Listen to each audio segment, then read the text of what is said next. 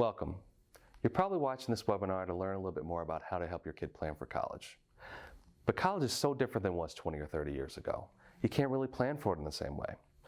What you're going to walk away with today is a whole understanding of how to really treat college as it exists today, as an industry, as an investment, as a tool.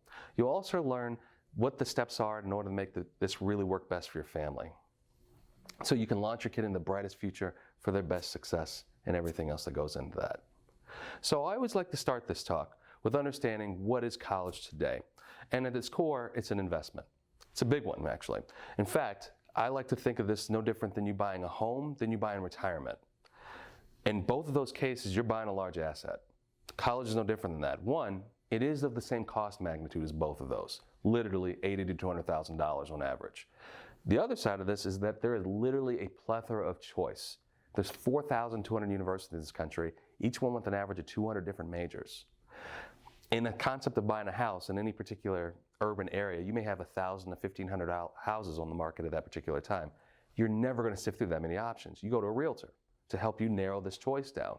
You say, okay, I want a home with this many bedrooms in this neighborhood at this part of town with this price. Same setup for college. You want to use the same measurables in order to get your way down with that. And the last piece of this is your kid's future. This is what we're really talking about. And we use so much hearsay to make this decision. We'll go from like, Johnny's brother told me this program is good at X. And that's the method that we use in order to buy college. We're using literally hearsay to make a choice that costs between $20,000 to $50,000 a year. We've got to do this better. So what we're really going to talk about today is how to get the best return on value for education, how to really look at this as an investment, and how to make sure that this does work for your family academically and financially, and making sure we're helping your kid figure out what they want to do in the best possible way. College at its core is similar to buying a house in this way too. When you buy a house, you actually buy two things. You buy a property, and then you buy a mortgage that goes along with it. College is really built the same way. You buy into the academics of a school, and then you buy into the financial aid package. You put them together to get the best value for education. So as an easy example, you wouldn't spend, let's say, $300,000 on a house that's appraised $120,000. You don't want to spend $90,000 on an education that in the end only yields $30,000 a year. That doesn't make any sense. So we want to reverse that. We want to see how do we get solid educational value out of this. So this whole thing starts with this concept of ROI, return on investment, which of course is the basic doctrine of an investment. It's saying you're putting something in and you want to get more out of it. We use this for everything in life. In fact, I usually have our kids walk through and say, like, they invest their time into sports or into music, or they're practicing, they put some money into it, all of these things. Where the return is, hopefully they get better, hopefully they enjoy it, all of those things. We use this concept a lot, obviously, for money. So as an easy way of painting this picture, let's say if I bought Apple stock today for $100 and I sold it next week for $150, my return on that investment would be $50. Where the vehicle of investment, the thing that's actively doing the work in that scenario, is the Apple stock itself. That's what's doing the work. In the case of higher education, it's college. It's the actual university choice that's doing the work. So the question becomes, what are the metrics we can put around it in order to understand the value of the investment? When this is the problem we have with education, there's nothing tangible about it. So it's not like if you invested in a building where you can hypothetically taste it, touch it, feel it in that sense. The education you or your student receives is only worth as much as they deem it to be worth, and then the person sitting across from them, inevitably getting ready to hire them, deems to be worth. So the real question becomes, how do you measure something intangible, is more or less what this boils down into. Well, there's 4 ways to measure that, actually. The first side is the career side. And this is really about identifying direction. It's saying you're going off to college for a reason. You won't believe how many students go off to college for no particular reason in this country. And the national average to get a bachelor's degree today is 6.2 years, which of course is 2 years longer than it should be. And why that's more of a problem today than it is in years past is actually because of scholarship money. So the majority of students get scholarship money in some form or another from a school. It's usually in the range of 10 to 70% off the sticker price. All of our kids do, we bake it in for our clients that way. But scholarships run on average for how many years? The truth is, 4. So we're saying that last year to 2 years costing families more than the previous 4 years combined. So instead of paying just for 4 years where you're factoring scholarship money in it, now you've overpaid for an extra 2 years at $20,000 to $50,000 a year. You multiply that by those 2 years and now you've overspent by $100,000, which is insane. That's crazy. So the career piece is super important, and we'll come back, we'll talk more about that, because honestly, that's 65 to 70% of this process. We spend 40 hours independently with every kid that walks through our door just on career development alone and make sure that they know how to go through that. Again, we'll come back to that. But that's also, the career side is just as much of a metric for the universities themselves. That's our way of holding their feet to the fire and saying, okay, university or universities, how really well are you doing at placing students in the next level in this particular program? Because that's the payoff. They're asking you to buy this education basically at the rate of a brand new car every year. I don't think it's an unfair question to ask, show me your results. So we're really not interested in graduation rates here. We're more interested in job placement rates, average starting salaries, and how those compare against the market. Basic meaning other schools of its likeness and kind, really how well are you doing? Because that tells me a whole lot about how strong the school is really doing academically. Where every school is different, and every school will focus on something completely different. We are actually based in Columbus, Ohio, right down the street from Ohio State University. A great example for this. OSU today has right at around 177 different majors. The reality is they're good at about 50 of them. I can find better schools or better things about 127, and honestly, I'm a Buckeye grad, and I'll tell you that's the case. But I do know within those 50, they are doing one heck of a job of internship rates are up, job placement rates are up, average starting salaries are strong. A really interesting indicator is we see a lot of research projects being bounced back and forth between industry and academia. Long story short, companies are handing down work to those departments and saying, work on our stuff. That deems reputability. That shows me this education is worth it. Not just the school telling me so, or even U.S. News and World Reports for that matter. I want to hear from the horse's mouth. I actually want to hear from industry. So with that, we can actually start putting a value term to this. So this will be a good example. Take a program like supply chain management, which is more of a techie business degree, one of 30 different degrees you can get in business school as it exists today. The fifth best program in the country at it today is MIT, as one would imagine. They're obviously world-renowned, all of this. Here's a problem for MIT. MIT has a 7% acceptance rate. They are astronomically expensive. They're pushing $80,000 a year this year. Take a guess what the best program may be. And the answer is Michigan State. Michigan State has the best program in the country according to all the measurables. Their job placement rates are better, their average starting salaries are better than MIT's, their job position starting points are much better. Here's the other part of that. Michigan State has a 72% acceptance rate, not 7, a 50% acceptance rate into that program. Their out-of-state costs right now are right around $49,000 a year, but we've seen our average kid get roughly $15,000 to $20,000 in scholarship and outside of the state scholarship money from them. So we know we can get a kid that's roughly a 3.6 to 3.9 into the best program in the country for roughly 30 grand a year. And that to me is value. That's how we can really summate this and make this thing work. The real next question after that, though, is where did that scholarship money come from? So the best thing to understand about college itself and a cost structure is that it's actually not determined by the sticker price. It's actually determined by the financial aid histories of the universities. So I'm going to give you a loose example of how to think about this. And I'm going to use local examples in the Ohio region, but this is adapted all over the country. We've been adapting it all over the country for years. But just these are kind of examples to kind of get you in the mind frame of this.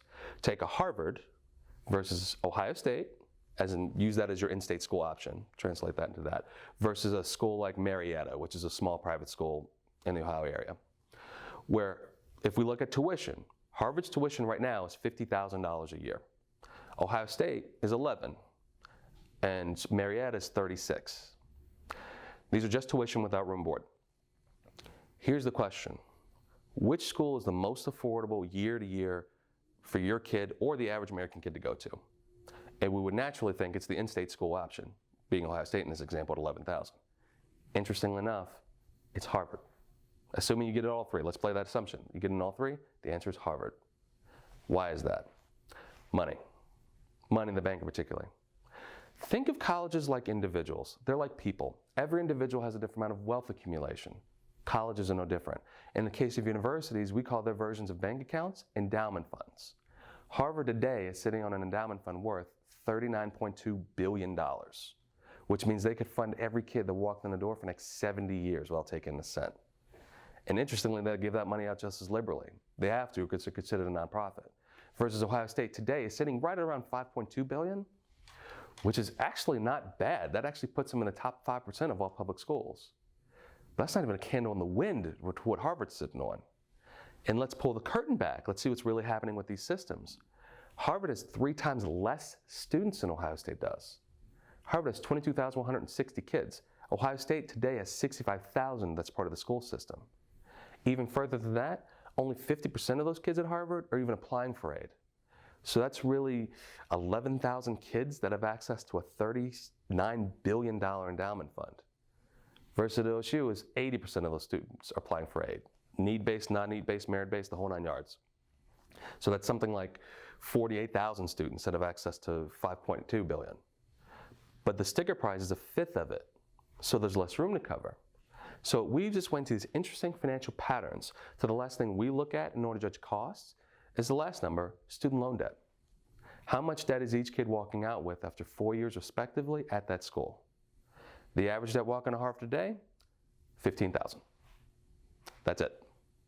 Which is obviously insanely low, and that's only for the kids that take on debt, which is actually even crazier when you think about it.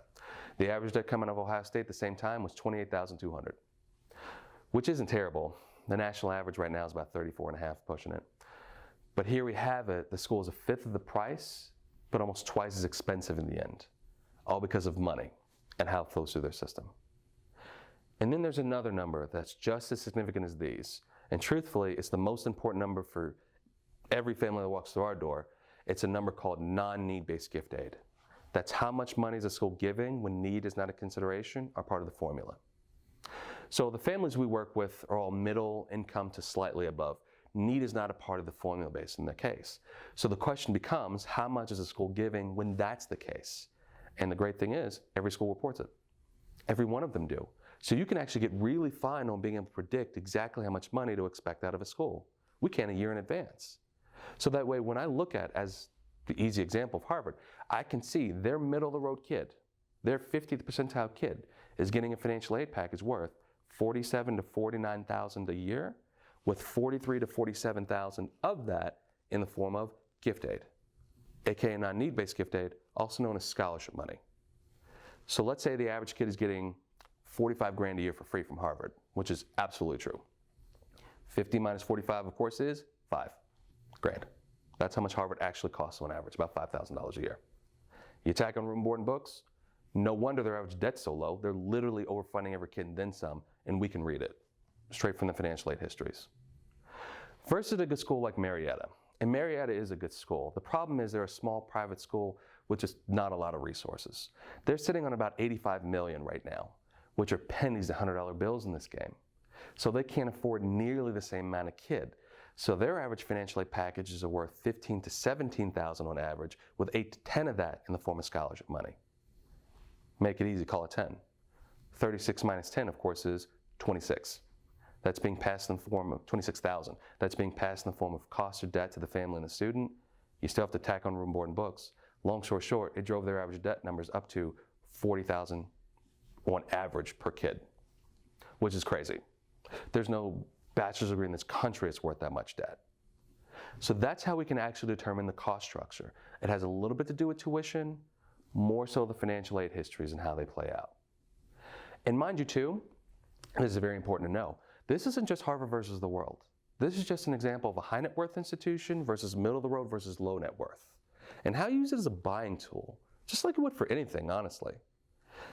We've got other schools here in this city actually that look just like Marietta in the Columbus, Ohio area.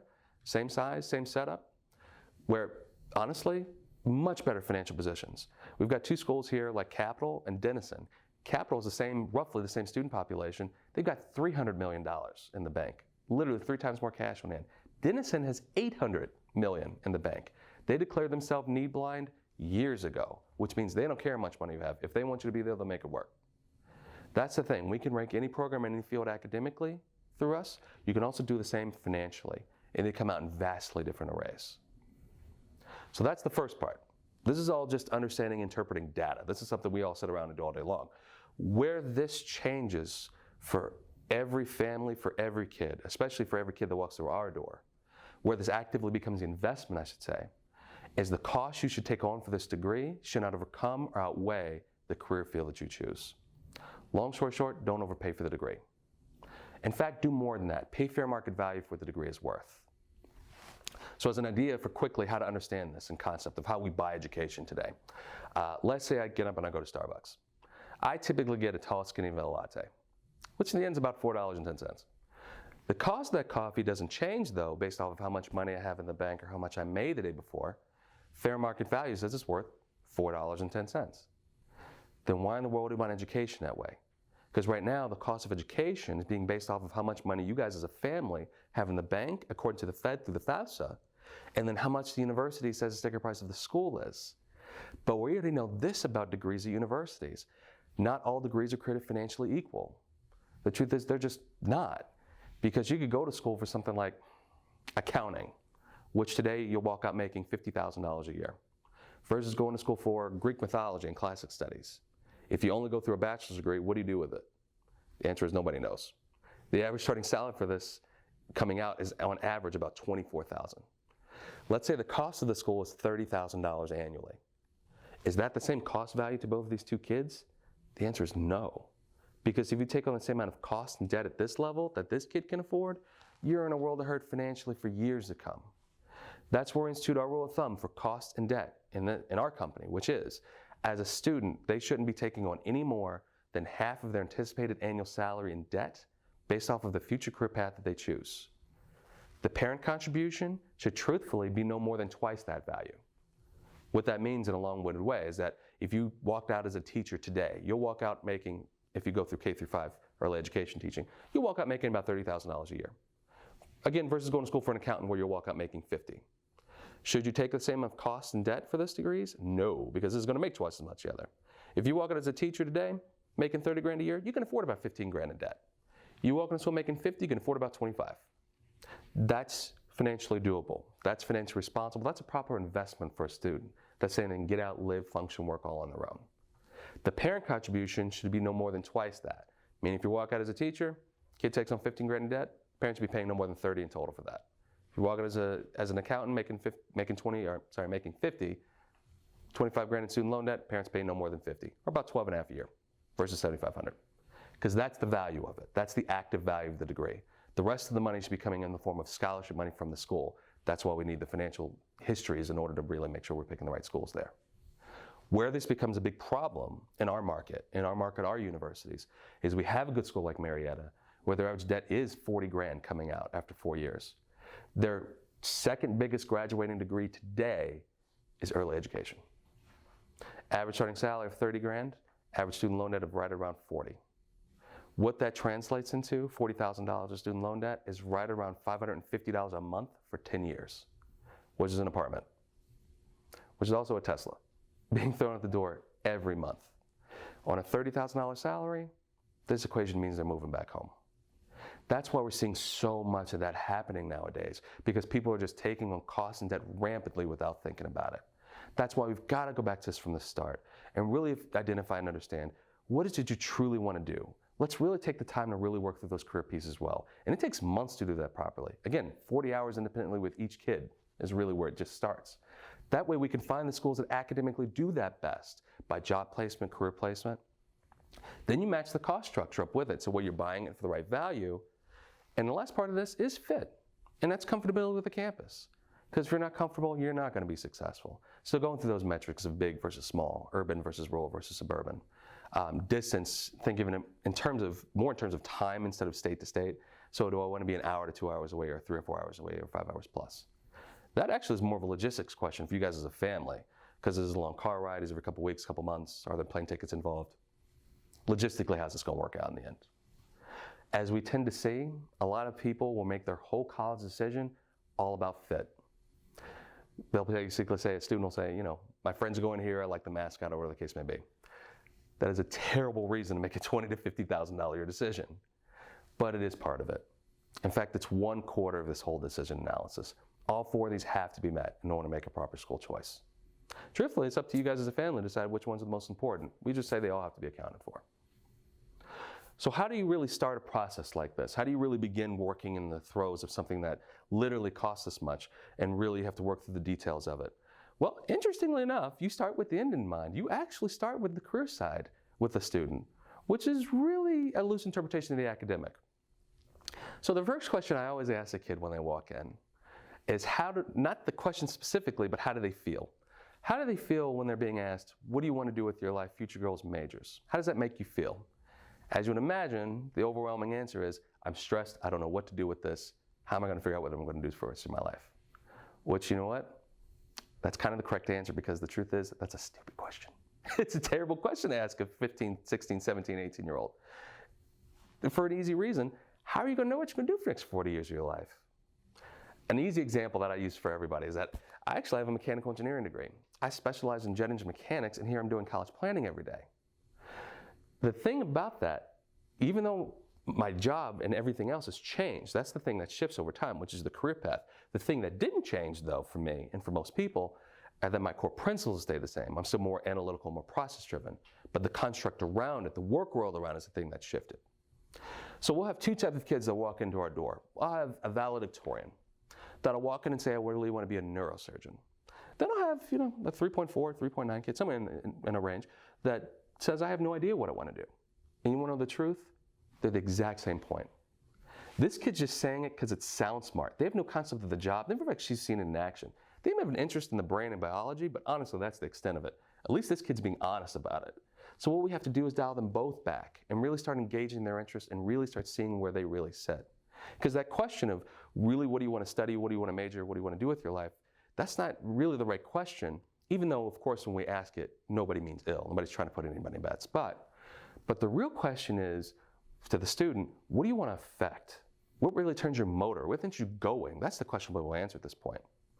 Here's a quick example of a kid that I worked with in the past. We have a student that said he really liked computers, but he's a lot more programming centered, a lot more software heavy. But he's more artistic by nature, he's a lot more creatively sound. So the question is, once you circle this, what affects this world? What are the fields that go around that's really work with these interests? Well, a lot of people jumped to conclusions and told them that he needed to go in engineering.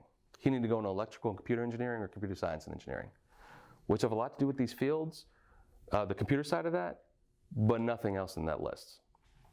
Those are more hardware-driven disciplines. They're about 70% hardware design and 30% software. That's not what he's describing at all. So let's look into the business section, where we find fields like management information systems, computer information systems, IT. Those have a lot more to do with computers still, and a lot more programming centered, but still missing this creative piece. So let's look into the liberal arts category and find computer science as a liberal arts degree, which is more about the theory or idea and understanding behind software design and software development. That's a lot more of what he's describing there. Take something like that and throw in something like digital art and digital media, and now we're talking. Now that's something that's really down this kid's wheelhouse. Next step for him, exposure to all of those fields. All of them. And the reason for it, the way to really be able to hone in on what you really want to do, or at least to start with professionally, isn't actually about adding more choice. It's actually about vetting through choice. It's actually about getting rid of stuff. And the only way to effectively do that, time, knowledge, research. There is no one test that will tell a student what they're going to do for the rest of their life. If it was, we'd do it already. But it's really about taking the time to understand, what are these fields really all about? What are they defined to be? What are they trying to teach me at the next level? That's another piece of this. The third of this, though, is also seeing the slants in the programs. How do they differ? The baseline conversation about the topic you'll find may be the same from school to school, but the approach may be drastically different from university to university. Great example of this is something like marketing. Most people have a preconceived idea of what marketing is, but the real question is, what's the next level of education here? What are they actively defining this to be? The second, again, seeing these slants in the programs and how they differ. The baseline conversation about the topic may be the same from school to school, but you'll find the approach, again, is drastically different. Case in point, at Ohio State, they don't call it marketing. It's actually called marketing and logistics. It's very heavy on the numbers, a lot more statistically oriented, really lacking creativity. Reason for it, if you were to put it side by side with a description of a man by the name of Les Wexner and his retail companies in this city, you'll find that degree is hand-built for corporate retail. Absolutely hand-built for it. Versus if you went to Carnegie Mellon, where they actually house their marketing program in their entrepreneurship school, it's heavily influenced by their design program. The school itself is a lot more artistically driven. That's a lot more of a creative-based marketing program at Carnegie. And they're top 5 in the country as far as a business school, and have a little bit of a computer science twist. Versus University of Cincinnati, which is top 5 in the country in marketing alone. Their slant is they're more brand management driven. Reason for it, They're located on the border of downtown Cincinnati, right next door to the headquarters of Procter & Gamble, Macy's, Kroger, Fifth Third. These are all big brands that have a huge influence on, it's called the Lindner School of Business and how it operates. For a really easy reason, they all sit on the school's board, so they define the curriculum. And these are important things to know, these slants, because imagine if your student is a marketing creative type and they go to a program like Ohio State's and they're two and a half years into it and you're like, my gosh, I hate this. I hate marketing. No, the truth is you hate this version of marketing. That way we can really flesh this out early and be able to see which direction you really want to take it. I always use examples saying like, imagine if you go to the grocery store and all of a sudden realize you need furniture. You're in the wrong place. Same thing goes with these college decisions. We want to be making the buying decisions for this well before we actually hit the button to do it. The last piece of this whole thing is implementation. What am I doing with this degree? What's my day-to-day going to look like when it's all said and done? That way we can get you some job shadowing, get you some taste, touch, and feel of this degree set. But that way you can get a full breadth of this whole thing and you can really look at it and really analyze it. And with enough time, knowledge, and research, you can answer a question which honestly is the one that makes sense in the end, which is, student, is this you or isn't this you? Can you really see yourself doing this? That's where we really want to be able to get this to. That way we can really hone down a school list and a major that actually makes sense, because the next part of this is crescendoing into building the proper school list around those interests. In the end of this, you want 5 to 7 schools, and they have to be diversified. What that really means is you want 2 to 3 national programs, which are best of breed, known around the country being amazing in that #1 topic, whatever that student chooses. Then 2 to 3 regional programs and known in their area as being really strong in that space. It could be in any region, it could be in the South, Northeast, California, Texas, whatever so choose. Then 1 or 2 dream or reach schools, which is like, I really want to apply to Duke or UCLA or something like that, which is a roll of the dice for everybody practically. Here's the thing about it. The national programs, you should be able to take that from here to Seattle and know all about it. The regionals are known in their area, but they both place students in the jobs at the same rate and pretty close to the same starting salaries. Grad school placement rate should be equal too. Here's the sauce in this, at least the sauce for us. The student should be having a chance for their national program, should have a 70% chance of getting to their national programs and a 100% chance of getting to their regionals. What I'm really stating there is that I can't give a kid with a 3.4 the same schools I give a kid with a 3.9. Even if they have the same academic interests, I can't do that because I need these ratios to exist across the board for every one of our kids. We're not playing this list for admissions. I know you're going to get into 5 to 6 schools. We're playing this list for money. Because once the regional programs on your list see that you got into the national ones, the regionals bid on you like crazy. And that's what drives the whole economic engine through this whole thing. So after you start hearing back from schools right around the late December, early January timeframe, and you build a budget for school, which is what we sit down and do based off the value of the degree with you, now you start getting scholarship offers from these schools. So what you do is you take the total cost of attendance, tuition and board books, subtract out the scholarship money. Then you take that and you run against your budget for all 5 or 6. And you find some are over, some are under this and that. Then you call them all back and tell them to do better. And you negotiate from basically January to March on best deal. And you'll find, honestly, 2 or 3 of those options won't do much for you. 2 or 3 of them move to the 9s to get you to be there. But that's why understanding the financial aid histories is so important, because if I apply to nothing but a bunch of Mariettas, there's no money there. Different setup for different schools. So in the end of this, it's really just about making a really good cohesive decision across the board. And more than anything, the really thing I really want to leave you with is understanding that you have choice. There's more than enough choice out there. Now that can be a curse because when you're sitting in the seat of a parent and a student and you're just trying to figure this out on your own, here you are with 4,200 options, each one that costs the equivalent of your house. That's where we step in and say, hey, this needs professional help, just like any other large asset buy. And just like any other large asset buyer, we should be saving you money through the process anyway. In fact, our average family last year saved, compared to the national average, $24,000 a year. That's how much our families save on this, which is about 60 to 65% off of the cost of college per year. So with that, next steps, if you're interested, what we'd love to invite you guys into is to have you come in for a family discovery meeting. That's totally free. It's just us sitting down over a cup of coffee, going over a little bit more in depth about what we do, but really to see where you guys are as a family in this and really help your students start on that discovery path of understanding who they are and what they really are interested in, so that way we can start defining the career path for that student, for your student, and then really start mapping this out as a process and making sure that we're getting it through all the necessary things that we've got to get through, which is finding the right school, starting you on college visits, doing the essay review work, then getting through application support, and then really mapping out the financials, the scholarship paths, making sure we're applying everything and making sure we're negotiating these paths. Feel free to register for one. You can click on the link below, or just email us at hello@collegeliftoff.com and we can get you in. Thanks again, and I can't wait to meet you.